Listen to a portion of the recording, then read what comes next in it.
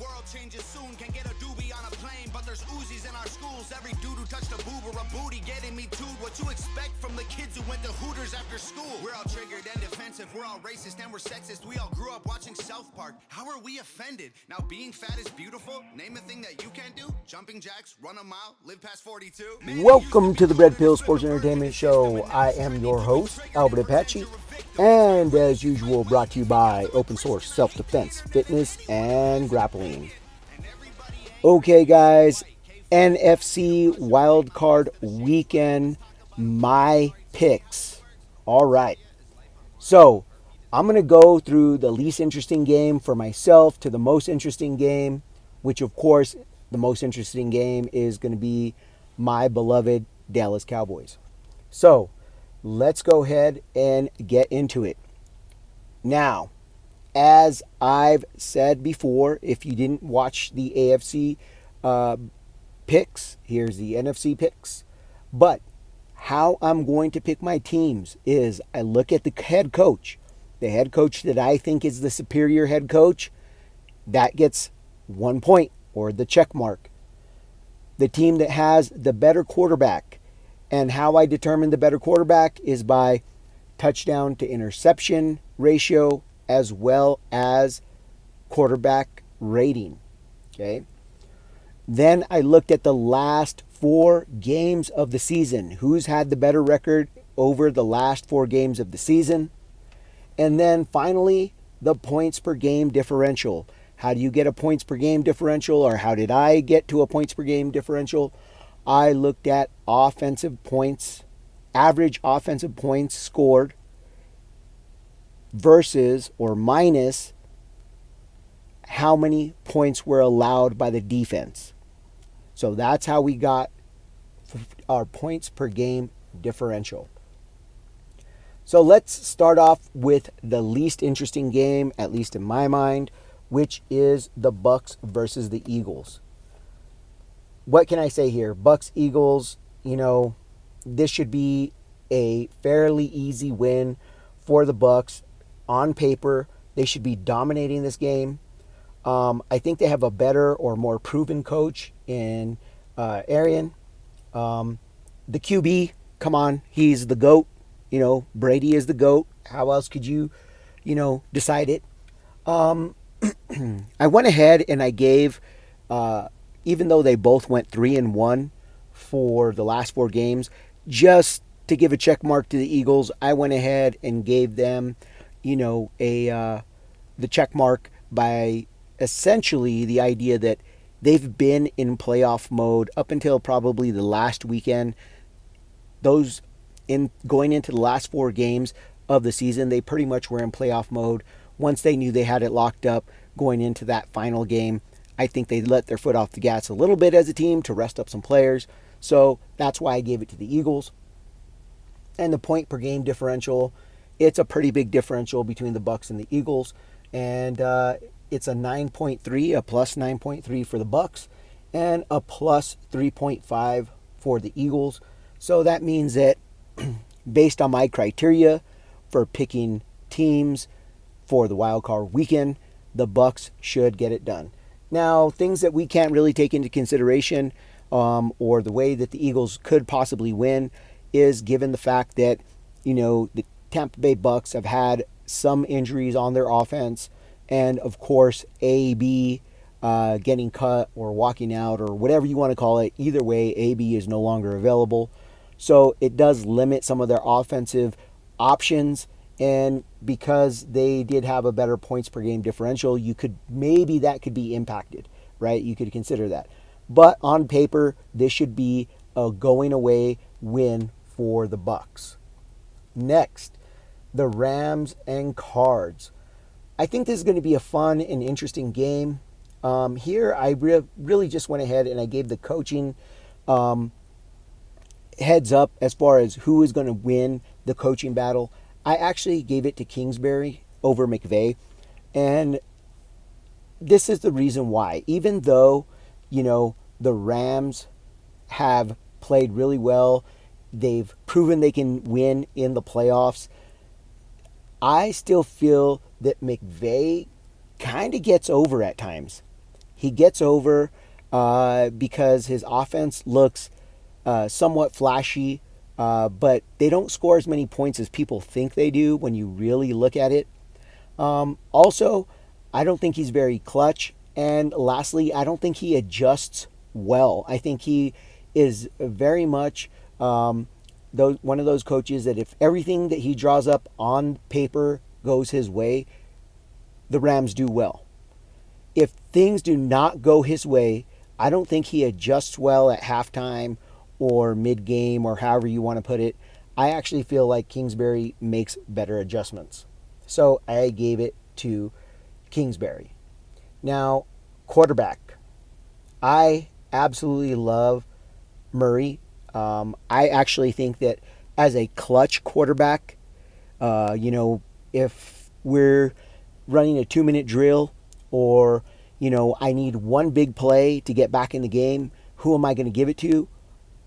Over in between these two quarterbacks, I would pick Murray.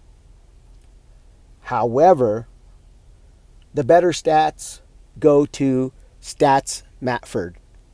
And yes, I called him Stats because this guy is not clutch, but that wasn't how I decided to pick my teams.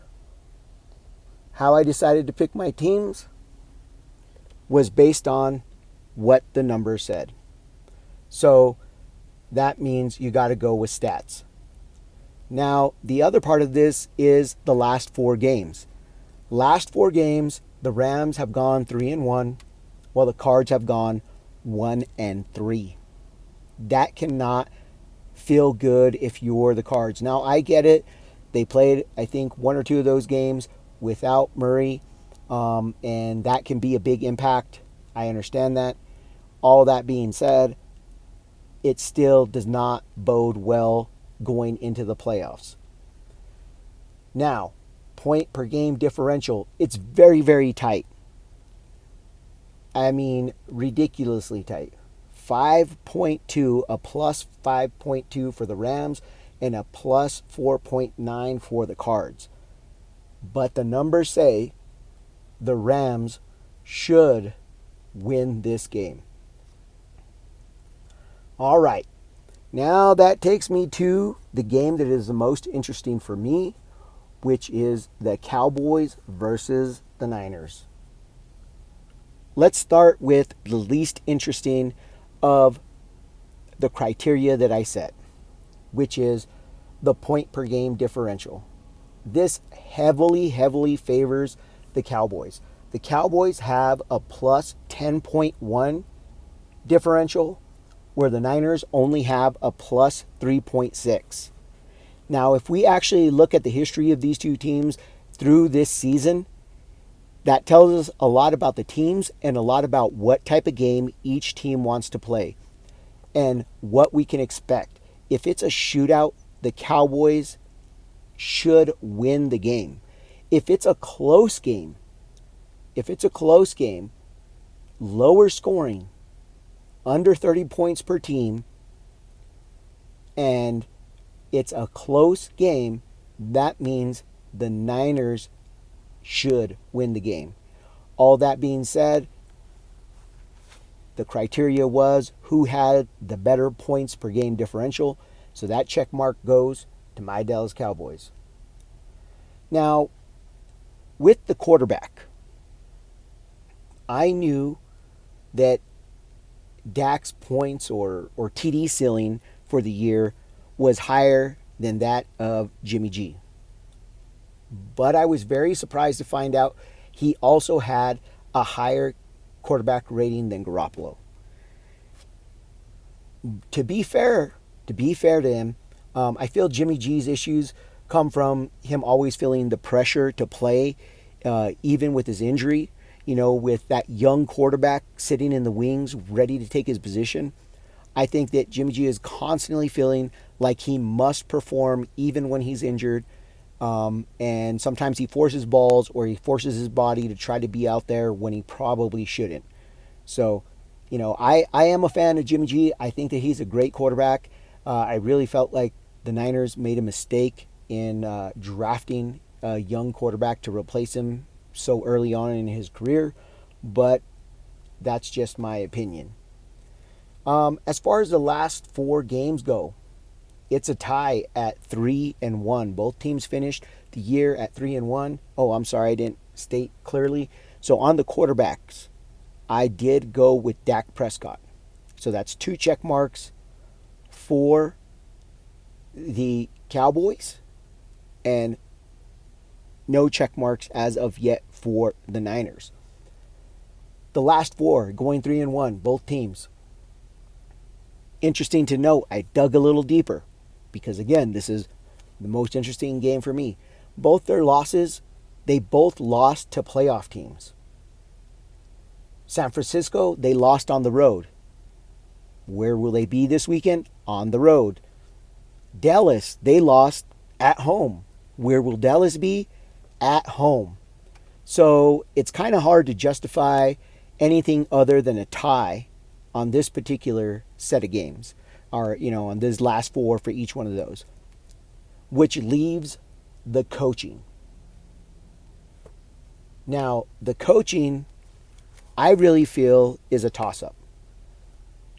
Now, I know that Shanahan has made it to the Super Bowl recently with the Niners, but the problem is that I also felt like in that game, Shanahan was very much the same way I see McVay, which is not very good at making in-game adjustments. You rewatch that Super Bowl, if you rewatch that Super Bowl, what happened at the end of that game? They had a 10-point lead. The defense, which I think a lot of times, and the defensive coordinator that year kind of got off the hook as the microscope was put on Shanahan and Garoppolo. But in the fourth quarter, the Niners had a 10-point lead with less than, I believe it was 5 minutes in the game. Less than 5 minutes. The defense gave up that point lead so quickly.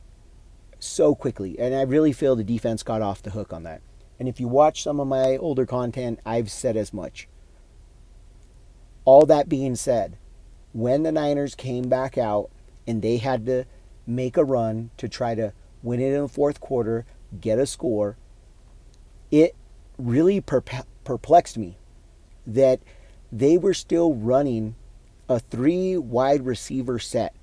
They had, I don't think they ran a single 4 or 5 wide receiver set in their 2-minute drill or 2-minute offense.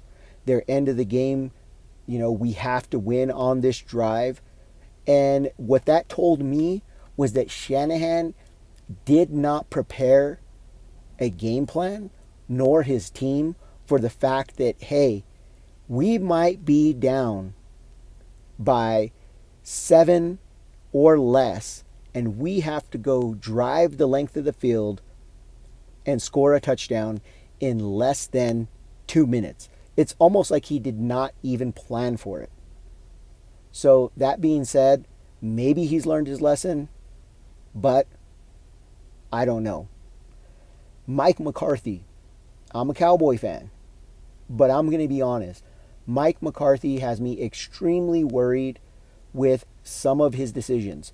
I feel like at times he has chased points, going for 2-point conversions, or created situations where the team was chasing points because he went for a 2-point conversion.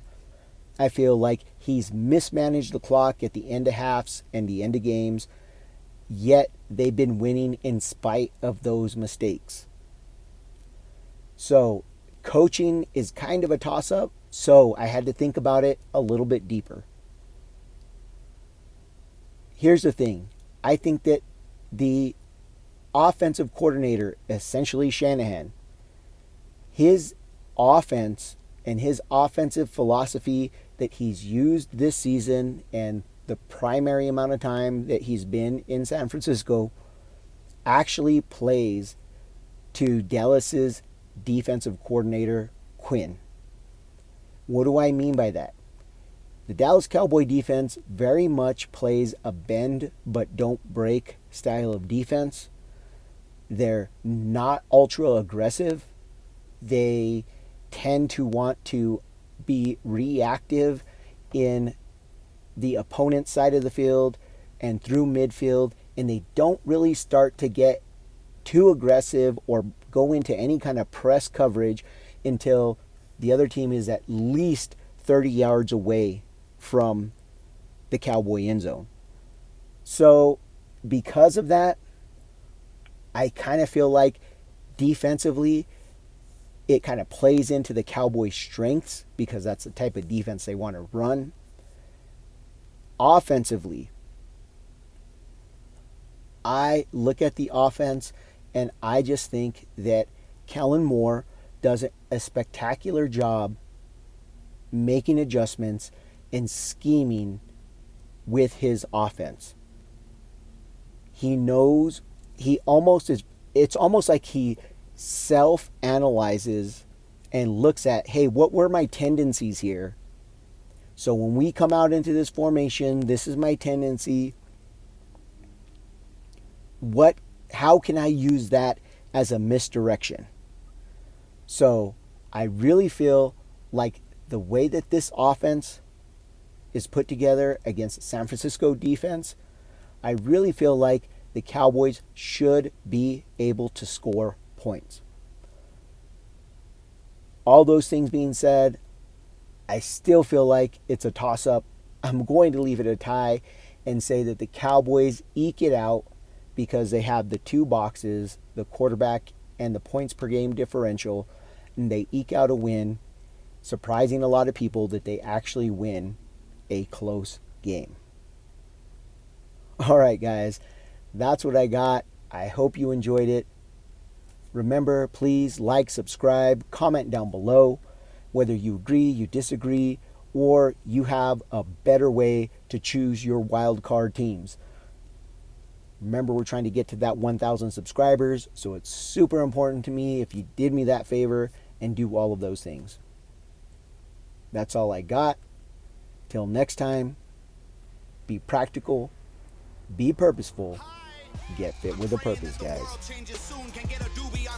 But there's Uzis in our schools. Every dude who touched a boob or a booty getting me too. What you expect from the kids who went to Hooters after school? We're all triggered and defensive. We're all racist and we're sexist. We all grew up watching South Park. How are we offended? Now being fat is beautiful. Name a thing that you can't do. Jumping jacks, run a mile, live past 42. Man, it used to be cool to just flip a bird to the system, and now it's trendy to be triggered and pretend you're a victim. It's my race, it's my weight, it's because I'm a Christian. I hate the internet and anyone who has an opinion.